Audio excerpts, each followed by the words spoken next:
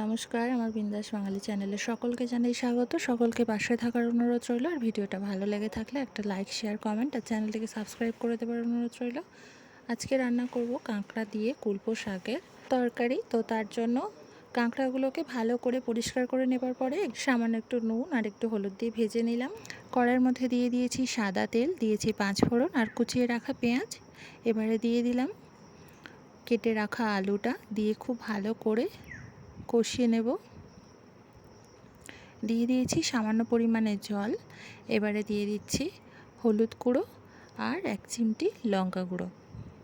তরকারিটাতে বেশি ঝাল দেব না। তো সব কিছু খুব ভালো করে একসাথে মিশিয়েও নিচ্ছি।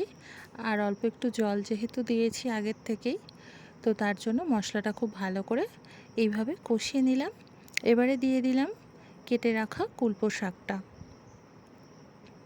কুলপো শাকটা দেবার পরে খুব একটা বেশিক্ষণ কষাবো না। শাকটা হালকা একটু নরম হয়ে গেলেই দিয়ে দেব পরিমাণ মতো জল। কুলপো শাকের তরকারি কি কেমনভাবে পছন্দ করেন রান্না করে খেতে আমাকে জানাবেন। এই যে দিয়ে দিয়েছি পরিমাণ মতো জল। এবারে ঢাকা দিয়ে রাখবো যতক্ষণ না এটা ভালো মতো সিদ্ধ হয়ে যায়। 7 থেকে 8 মিনিটের মতো ঢাকা দিয়ে রাখবো।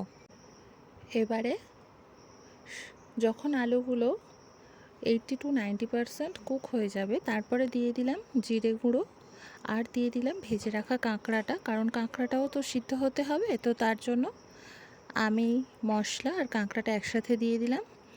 দিয়ে আরও কিছুক্ষণের জন্য ঢাকা দিয়ে রাখবো যাতে সব কিছু খুব ভালোভাবে সিদ্ধ হয়ে যায় এবং কাঁকড়ার মধ্যে থাকা রসটা যেন ঝোলের মধ্যে বেরিয়ে আসে।